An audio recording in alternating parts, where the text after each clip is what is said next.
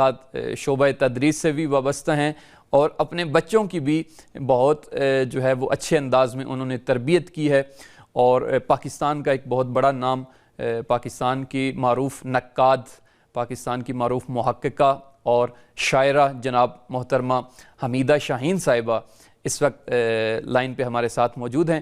آئیے ان سے بات کرتے ہیں۔ السلام علیکم۔ وعلیکم السلام۔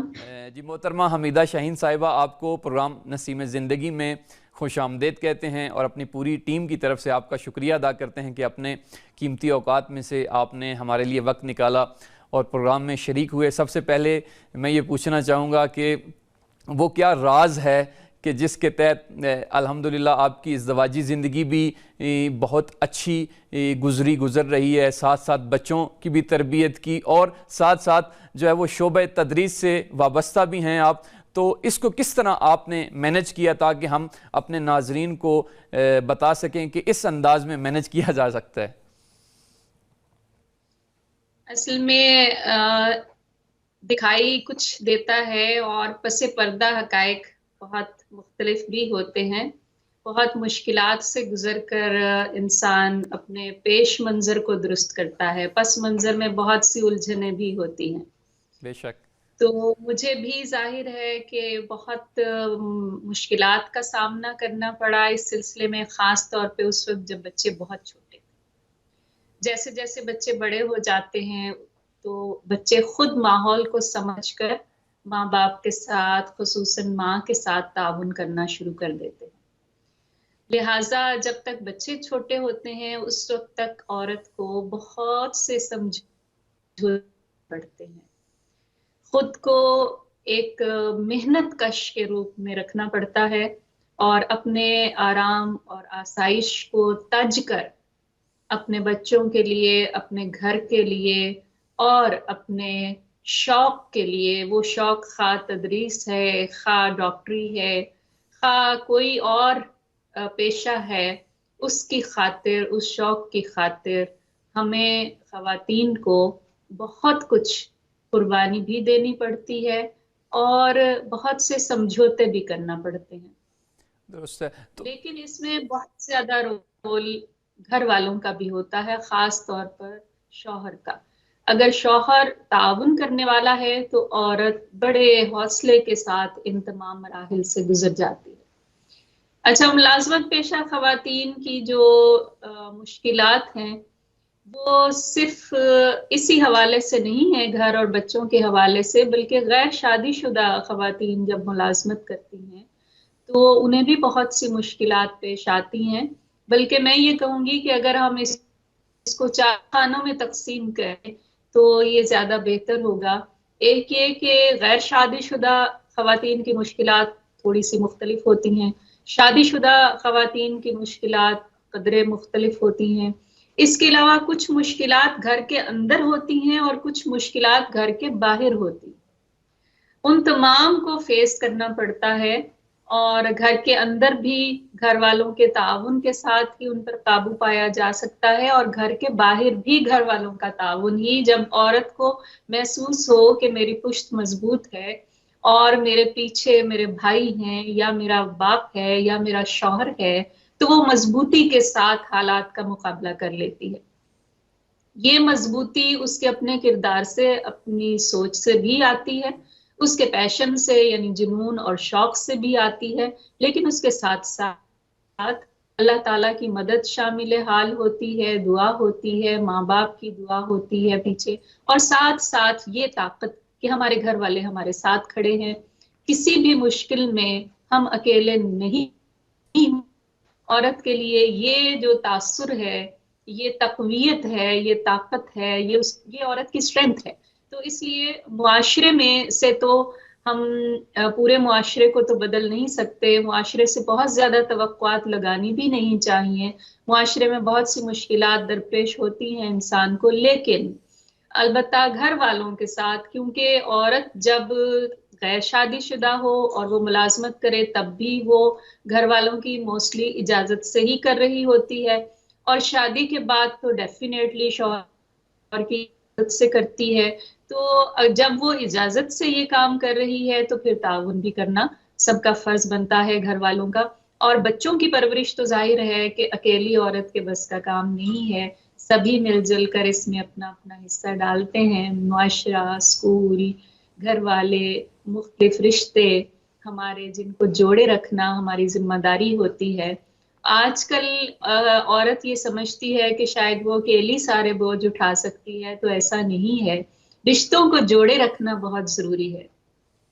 خواہ وہ رشتے آپ کے بہن بھائیوں کے ہوں، خواہ وہ رشتے آپ کے سسرال کے ہوں، ان کو جب آپ جوڑ کے رکھتے ہیں، ان کے فرائض ادا کرتے ہیں، تو وہ بھی آپ کے حقوق ادا کرتے ہیں.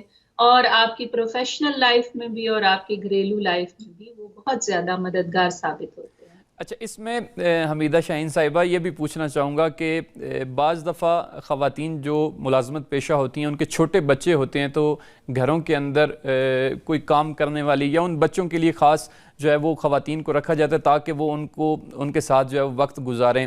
تو اس سلسلے میں کیا آپ سمجھتی ہیں کہ یہاں پہ خود جو ماں ہیں اس کا پیار یا اس کی ممتا جو ہے وہ کوئی اور تو اس بچے کو نہیں دے سکتا پرورش کے خصوصاً روپ میں، تو یہاں پہ ایک ملازمت پیشہ خاتون کو کس طرح مینیج کرنا چاہیے کہ وہ اپنے چھوٹے بچوں کی خصوصاً جو ہے وہ تربیت کو کر سکیں؟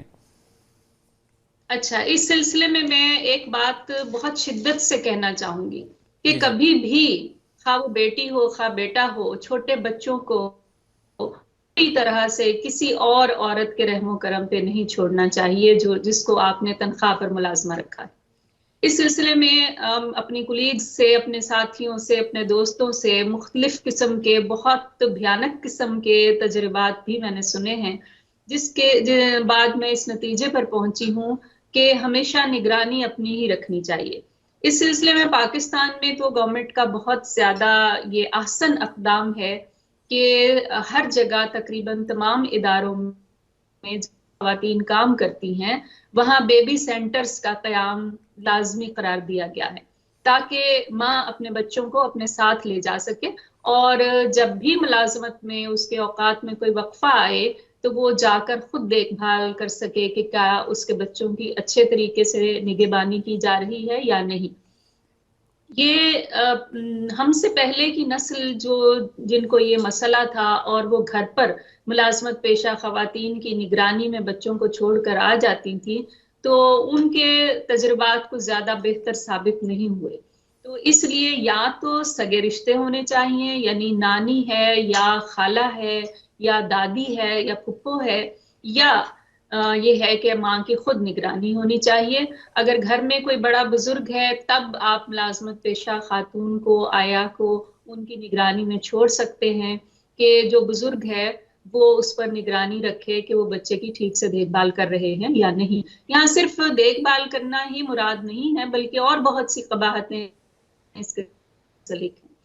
اس لیے بہتر یہ ہوتا ہے کہ بے شک بچوں کو اپنے ساتھ بیبی سینٹر میں لے جانا بہت مشکل کام ہے، اور میں یہ کام کرتی رہی ہوں. ظاہر ہے ماشاءاللہ 3 بچوں کو میں اپنے ساتھ لے کر بیبی سینٹر میں جاتی تھی اپنے کالج میں. تو صبح اٹھ کر خود بھی تیار ہونا، بچوں کو بھی تیار کرنا، بچوں کا بیگ تیار کرنا بیبی سینٹر کے لیے مشکل تو ضرور ہے، لیکن اس کا بہت بڑا فائدہ ہے کہ آپ کی نظروں کے سامنے بچے ہوتے ہیں اور آپ ان کی دیکھ بھال کر سکتے ہیں. جی، تو بہت یہ شکریہ. میں جی تمام جی ملازمت پیشہ خواتین سے کہوں گی کہ کبھی بھی کسی غیر کے بھروسے پر اپنے بچوں کو قطعاً نہیں چھوڑیں. جی، بہت شکریہ. اگلا سوال میں یہ پوچھنا چاہوں گا وہ تنخواہ اور درآمد سے متعلق ہے کہ جب میاں بیوی دونوں جاب کر رہے ہوتے ہیں تو بعض دفعہ یہ بھی دیکھنے کو ملتا ہے کہ تنخواہ بعض تو ان کی انڈرسٹینڈنگ اس حد تک ہوتی ہے کہ وہ گھر کے معاملات میں یا اپنے مستقبل کے لیے ایک پلاننگ کرتے ہیں اور اس کے مطابق اپنی جو انکم اور سیلری ہوتی ہے اس کا مصرف کرتے ہیں، لیکن بعض دفعہ اس کے برعکس بھی دیکھنے کو ملتا ہے کہ اسی تنخواہ کے اوپر جو ہے وہ بعض دفعہ لڑائی جھگڑے بھی درپیش آتے ہیں. تو آپ کیا سمجھتی ہیں کہ جو میاں بیوی کی انکم ہے، جو درآمد ہے، اس کو کس انداز میں مینج کیا جائے تاکہ گھر کا ماحول بھی خوشگوار رہے اور ان دونوں کی زندگی بھی جو ہے وہ آپس میں کسی یعنی ناچاکی سے بچ جائے؟ اس کے 2 پہلو ہیں. ایک تو اگر ہم اسلامی نقطہ نظر سے دیکھیں تو ظاہر ہے کہ گھر کے اخراجات اور تمام تر کفالت کی ذمہ داری مرد پر عائد ہوتی ہے.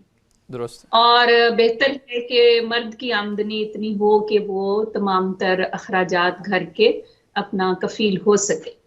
لیکن اس کے ساتھ ساتھ ظاہر ہے اگر عورت کام کر رہی ہے تو وہ بھی اپنے گھر اور اپنے بچوں کے لیے ہی کر رہی ہوتی ہے، اور موسٹلی ہم نے یہی دیکھا ہے کہ وہ اپنے گھر اور بچوں پر ہی خرچ کرتی ہے.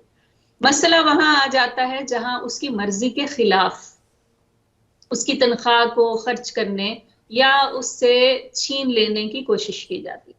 اس سے زیادہ بہتر یہ ہے کہ عورت کی مرضی کے ساتھ گھر میں اس کو خرچ کرنے دیا جائے، اور اس کے تعاون اور اس کے مشورے کے ساتھ.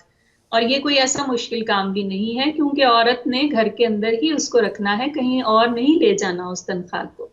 تو اگر چھین لینے کی بجائے یا زبردستی کی بجائے اس محبت کے ساتھ، تعاون کے ساتھ، منصوبہ بندی کے ساتھ اس کی تنخواہ کو بچا لیا جائے اور مستقبل کے لیے کوئی پیش بندی کر لی جائے کہ میں اپنی تنخواہ سے گھر چلاتا، ہماری تنخواہ ہم سیو کر لیتے ہیں تاکہ ہم آئندہ اپنے بچوں کے لیے کچھ کر سکیں یا اپنا گھر بنا سکیں، تو یہ زیادہ بہتر ایٹیچیوڈ ہوتا ہے.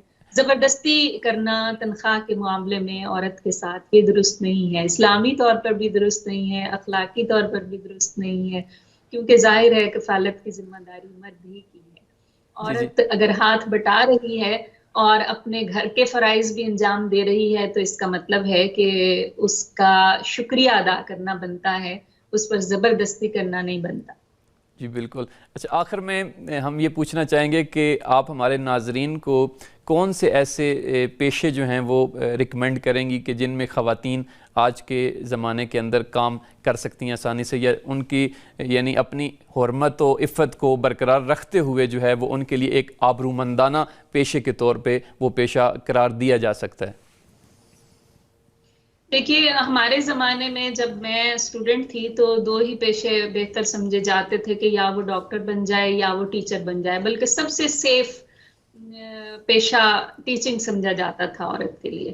لیکن آج کی عورت ہر جگہ ہر میدان میں کام کر رہی ہے، مردوں کے شانہ بشانہ بھی کر رہی ہے، اور بہت سی مشکلات بھی اس کو پیش آتی ہیں. لیکن اس کے ساتھ ساتھ میں سمجھتی ہوں کہ معاشرے میں اچھے لوگوں کی کم نہیں ہے. بہت سی جگہیں ایسی ہیں جہاں پر عورت کام کرتی ہے تو اس کے ساتھی مرد اس کے ساتھ پورا تعاون کرتے ہیں، اس کے عورت ہونے کا احترام کرتے ہیں اور اس کو ڈیو رسپیکٹ ملتی ہے. تو ایسا نہیں کہ تمام معاشرہ ہی خراب ہے اور ہر جگہ ہی اس کی عزت و حرمت کو کوئی خطرات لاحق ہوتے ہیں. عورت کو خود مضبوط ہونا چاہیے، اور وہ بات جو میں نے سب سے پہلے کی ہے کہ عورت کو یہ آسرا ہونا چاہیے کہ میرے گھر والے میرے ساتھ ہیں، اور اگر کوئی مشکل پیش آتی ہے تو میں جاب چھوڑ بھی سکتی ہوں اور اپنے موقف پر ڈٹ بھی سکتی ہوں. اگر میں اپنے موقف پر ڈٹوں گی تو میرا بھائی، میرا شوہر، میرا باپ میرے ساتھ کھڑے ہوں گے، اور اگر میں جاب چھوڑ دوں گی تب بھی مجھے کوئی لان تان نہیں کی جائے گی. تو ایسی صورت میں اس کے لیے اپنی عزت و حرمت کو برقرار رکھتے ہوئے باعزت طریقے سے، باوقار طریقے سے جاب کرنا بہت آسان ہو جاتا ہے.